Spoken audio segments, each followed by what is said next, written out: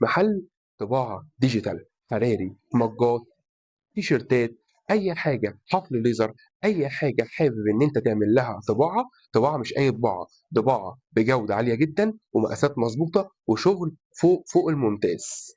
أي حد هييجي هيقول لها من طرف حسام حسن، هتقول له بتاع الكورة، يقول لها لأ الإعلامي. استنونا عشان هنشوف هناخد منها خصم قد إيه. ونبدأ بقى بطباعة التيشيرتات. تيشيرتات قطن وخامات مريحة، طباعة نضيفة وألوان ثابتة، ونقدر نصمم لك أي تصميم باسمك أو صورتك أو أي فكرة في دماغك، شغل يعيش ومش بيبهت. وبعدها هندخل على صور البورتريه، طباعة واضحة وتفاصيل باينة. وكمان هنشوف شكل الايس بوكس والزمزمية وشكل الستيكر والكشاكيل والمجات، وهنشوف شكل الميداليات الجميلة الواضحة، ودي شكل الأزايز البرفن اللي شكلها أنيق ومتميز. ونرجع تاني للتيشيرتات اللي هو أساس شغلنا. تعالى وخد لفة بنفسك ومش هتندم. والنهاردة في محل مانو برين ومعانا مدام إشجان صاحبة المحل. أهلا وسهلا بحضرتك. أهلا بحضرتك. نورتينا. ميرسي أوي. أنا كنت حابب أتعرف من حضرتك وللجمهور، المحل عند حضرتك إيه الخدمات اللي بيقدمها، بيعمل إيه؟ احنا بنطبع على التيشيرتات وعلى المجات وعلى النوت بوك، وبنطبع على المجات الحراري، وبنكتب كمان ليزر. وعندنا طبعا في خامات الطباعة عندنا دي تي اف وسبليميشن.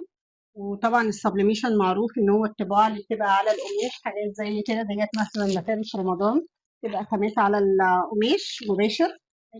الدي تي اف اللي هو بيبقى زي اللي هقول ورا حضرتك دوت. مم. تمام، بيطبع اي صور، والاثنين خامات افضل من بعض، والاثنين ليهم استخداماتهم. لأنه مستخدم. هل بتفرق بقى في الخامة؟ هل في خامة مستوردة، في خامة مصري؟ لا، هو عموما خامة الدي تي اف بتنفع لكل الخامات، غامق وفاتح. هو السبليميشن اللي بيبقى محدود الخامات بيبقى مثلا لازم يبقى خامة البوليستر فيه عالية، بيبقى فواتح، ولا بينفع في غوامق ولا بينفع في قطن. هل هنا في المكان نقدر نصمم أي شكل بأي تصميم؟ اه طبعا، اي تصميم انت عايزه انا بنفذه لك. يعني أجي لحضرتك بصورة أقول لحضرتك عايزك أعمل الشكل دوت، بفضل ربنا نقدر نعمله. ممكن تبعتها لي على الموبايل وانا بنفذها، حضرتك بتيجي بعملها لك على طول وانت واقف، ما بتاخدش 5 دقايق وبتستلمها في نفس الوقت. وأسعارنا كده مناسبة؟ الأسعار مناسبة جدا، أنا عندي الطباعة بتديني من 50 جنيه لحد 200 جنيه، يعني حاجات كده في متناول الكل. لا ده غير العروض اللي لسه اللي هناخدها. طبعا أي حد يجي من طرفك تحت أمرك. الله يخليكي. ميرسي يعني. طيب هل إيه بقى حوار إن بسمع إن يقول لك حفر ليزر؟ إيه حفر ليزر ده؟ حفر الليزر دوت بيبقى على قلم. امم نكتب بجد- اسم مثلا؟ بالظبط كده، بنكتب اسم كده، دي مكنة الليزر، حاجة صغيرة كده اللي بتفتز الخفيفة، دي قلم، محفظة، مصل نكتب اسم، حراري. نكتب شكل، نعمل شكل، الكلام بالظبط ده كده، كله. حاجات بسيطة وخفيفة للهدايا. تمام. حضرتك بقى أي حد هيجي يقول لك من طرف حسام حسن، دكتور حسن بتاع الكرة. لا الإعلامي، هتقولي له هياخد خصم قد إيه؟